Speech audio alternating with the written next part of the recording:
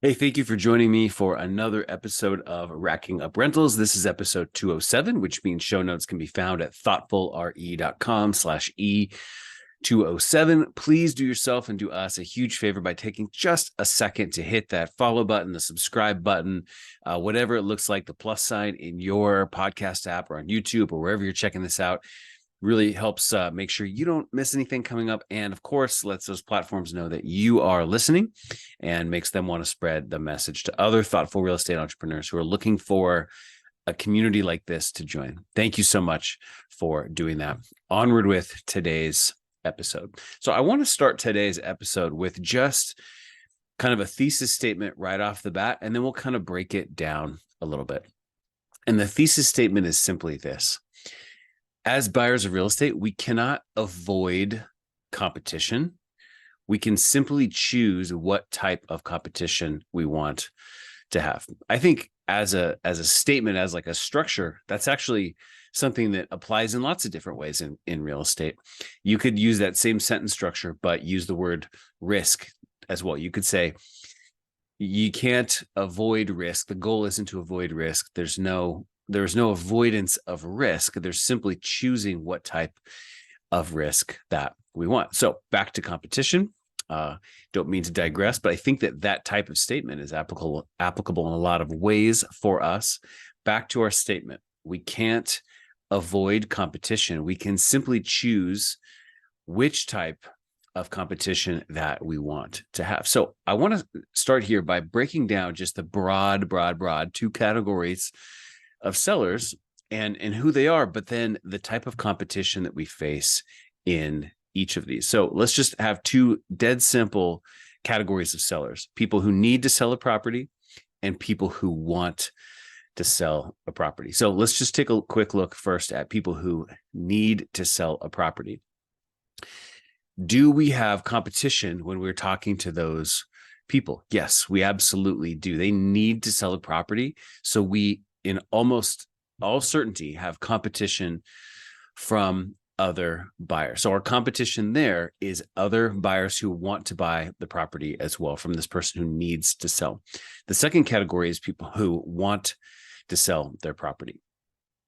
What type of competition do we have there? Well, it's possible we could have competition from other buyers, but we're not going to have as much competition from other buyers. We're going to have a different type of competition from people who want to sell their property versus need to. And the competition that we're going to have is the seller's status quo. So what do I mean by that? A person who wants to sell their property but doesn't necessarily need to sell it, they have a current situation. Their baseline default status quo current situation is not that bad. It's acceptable. One of their options is always to just keep doing what they are doing. And so the seller's status quo, the seller to just keep owning the property and doing what they're doing, is an option. And that is our main competition when we're talking to people who want to sell a property versus people who need to sell a property. So let's dig into these two categories a little bit more, because I totally realize that what I'm saying here is not what is typical in real estate investing circles. Let's talk about the group everybody in real estate wants to find: the people who need to sell their property, right? This is what all the regular real estate investors would say. Oh, these are motivated sellers. If they don't need to sell their property, there's no motivation, then there's no deal there. Well, we can debunk that in this conversation, but let's just start with this group of people who need to sell their property. People who need to sell their property know that they need to sell their property. In most cases, they know that they have a problem. They perceive themselves as having a problem. Now, it could be an extremely acute problem, like I'm going into foreclosure in 3 days, or it could be a problem that's maybe less acute, but still very real. Like I need to move across the country for a job and I have to sell this house in order to buy another one and have to be there in a couple months. But they know that they have a problem, and people who know they have a problem then are seeking a solution. So that sounds great, right? Like, oh, perfect. They're seeking a solution. That means they're motivated. But If they're seeking the solution, what's the chance that they're only seeking that solution from you? I would say just about nothing, actually. They are probably seeking a solution as many places as they can. If they have received a We Buy Houses bright yellow crazy postcard that says we'll close fast, all cash, etc., are they only calling that one number, or are they also calling every bandit sign they see? Are they also Googling sell your house fast in my city? They're doing all of those things because they're seeking a solution. So if they're doing all of those things, that means they're talking to lots of people. And now you're finding yourself as a buyer in that context as in kind of a bidding sort of situation. They're gathering lots of information. Hey, offers are due this day, or please let me have this by 5 p.m. tomorrow because I've got the other 4 that I'm considering and I need to make a decision the day after tomorrow in the morning with my wife. That's not the situation that I personally want to be in. It's not the situation I hope that you want to put yourself in. In a situation like that, the game itself, the game you're playing, the negotiation game you're playing has been defined for you. This is how it works. I will answer your questions, then you will write up an offer and you will give it to me by this particular date. And then I will choose one and I will tell you that we're going to sign it. The game has been defined for you rather than you having any input on defining the game yourself. I don't really like to play games that other people have defined for me. I like to have input on the game I'm playing. I like to have influence in the game that I am playing.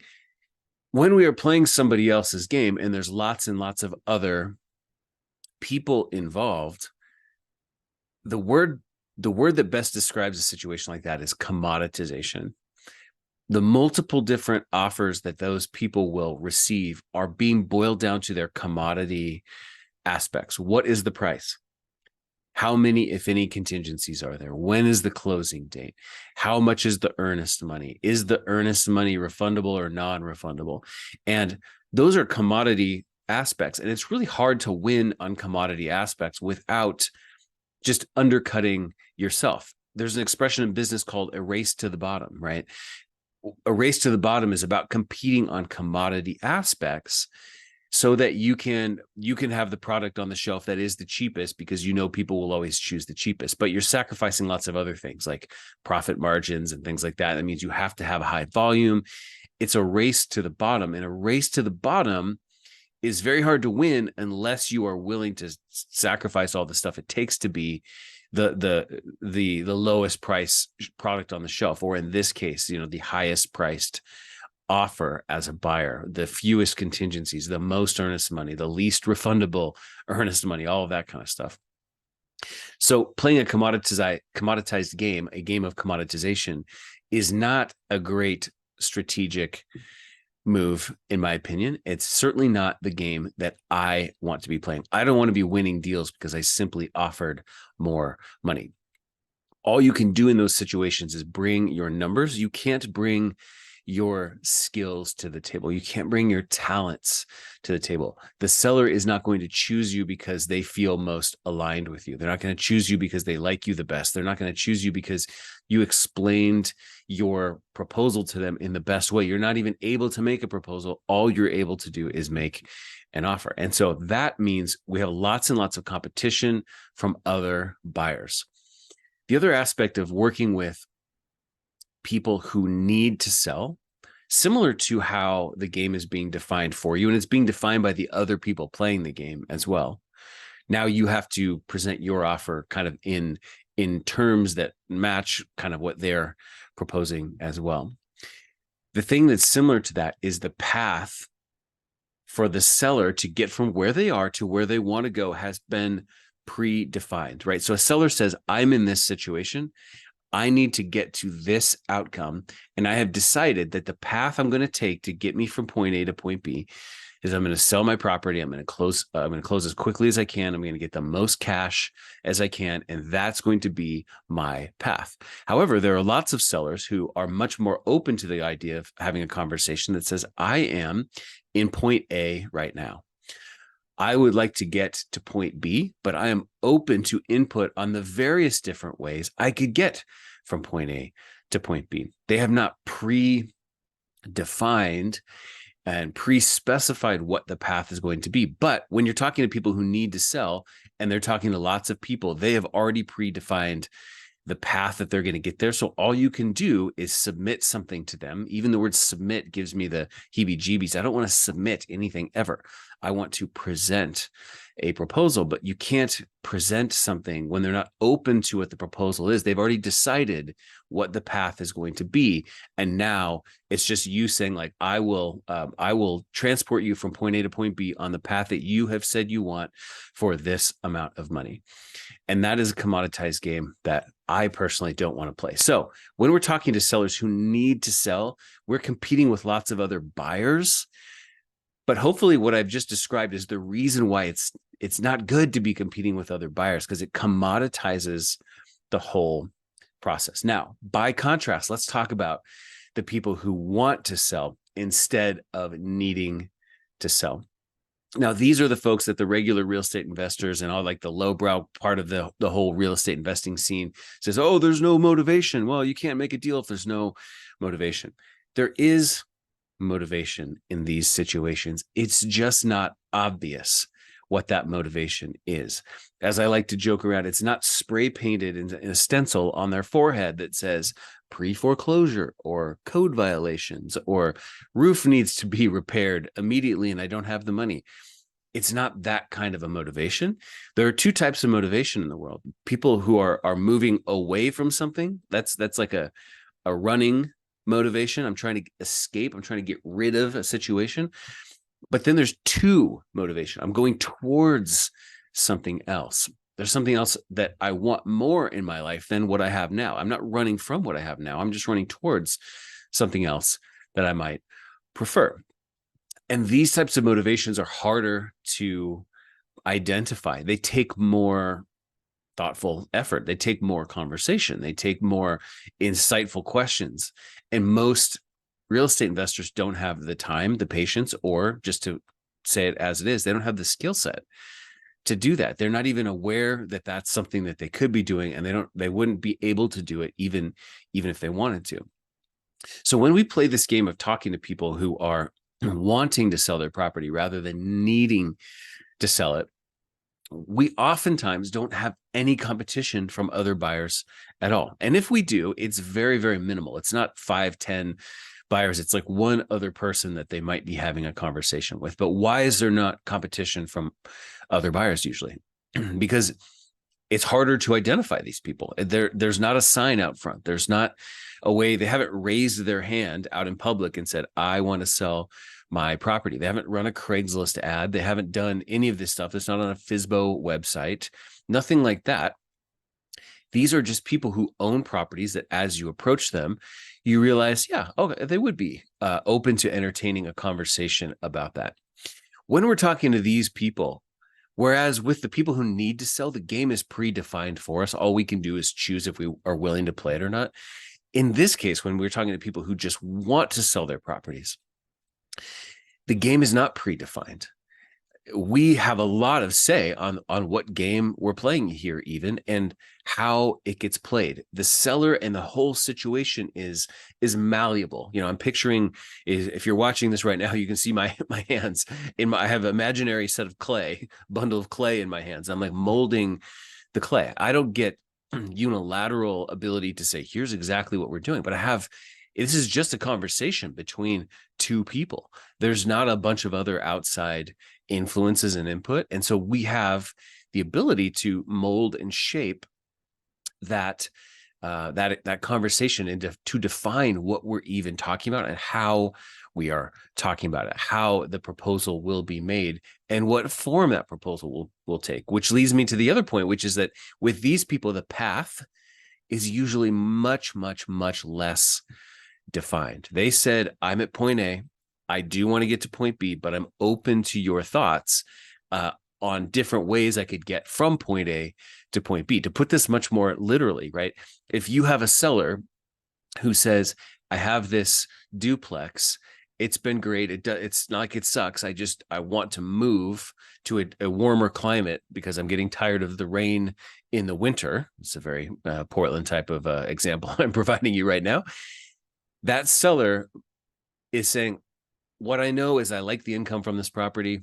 It's not like I hate the property. I just want to be spending time in Arizona a lot more, especially for large swaths of the year. Maybe I'll come back to Portland for, the middle of the summer to escape the heat of Arizona. But I know, like, 8 months out of the year, I'd rather be in Arizona. Help me achieve that. That's the seller saying, I'm at point A, I want to get to point B, but I have not predefined exactly how that has to work, and I'm open to your input. So now you have the opportunity to make possibly a cash offer. You absolutely have the opportunity to make a seller financing offer, and to frame how that seller financing offer and the income from that actually facilitates their being in Arizona more, a lot better than any other method. You've got so many different options of how you can choose to help them get there, because they're open to hearing lots of different paths from point A to point B. As you're doing this, you're bringing your skills and your talents. You're not just bringing numbers. You're not just saying, okay, well, I know that you're talking to 18 other people, so the number is 463,000, and the only contingency is inspection, but I only need 3 days for that, and $20,000 of earnest money, non-refundable. Those are the commodity aspects of the conversation with people who need to sell, but that doesn't come up hardly at all with people who just want to sell. I can't even describe to you like how little most of the people that I work with care about a topic like earnest money, for instance. It's not even on their radar screen of things to be concerned about, because there's nobody else to tell them that that's what they should care about. There's a tremendous amount of comfort and trust between us. They don't, even if the deal does go belly up and they're back to square one, it's not the end of the world for them, because they don't need to sell. They want to. So those things just become completely different and often non-issues with a different type of audience. You're not playing the commodity game with people who want to sell. You're playing the game of, can I create value for you? You're open to hearing lots of different ways. Maybe I could create value for you. How might I create value for you? That's the game you're playing. And that's a game that you have a lot of control over whether you win, or a lot of influence in whether you win, because it's a game that you can play using your best talents and skills, not a game that has been defined for you. So I bring us back to my initial thesis statement. We can't avoid competition. We can simply choose which type of competition we want. And I'm here to tell you that for me personally, and I hope that you will consider adopting this approach too, this mentality, the competition I choose, the competition I actually embrace, is the competition where the seller could just keep doing what they're doing. The seller's status quo is a reasonable option. It's not the one they want. That's point A. And they've already said they want to get from point A to point B. But point A isn't that bad. And now I have the ability to frame my proposals to them in light of where point A is. Because I can even just say, seller, look, I know this duplex is serving you well. You could absolutely just move to Arizona, hire a property management company, whatever you want to do. Let's not pretend you don't have options here. You do. But I know what this baseline is. I know what this duplex is doing for you now. And I'd like to share a proposal with you that I think allows this duplex to do more for you than it's doing now. Let's have that conversation. So I love people who want to sell, not people who need to sell. Now, if somebody calls me and says, hey, I understand you buy properties in this area and I kind of need to sell this quickly, it's not like I'm not going to have that conversation with them. But the people that I'm actively seeking seller interactions with and relationships with, the people I'm marketing to, for instance, are not people who need to sell. They're people who want to sell. These are not FSBOs. They're certainly not listed on the market. They're just people who own properties of the type and in the area that I would like to buy. And I reach out to them and I say, I would be interested in having this conversation with you. And I know that if they call me back from that nice low pressure letter, guess what? they want to sell their property, or they're open to it. There is motivation there. There's no seller who's calling me back because they're simply bored and lonely and they just need a warm voice to talk to. If they're calling me back from my marketing, it tells me that they think that there is a point B out there that could be better than their current point A.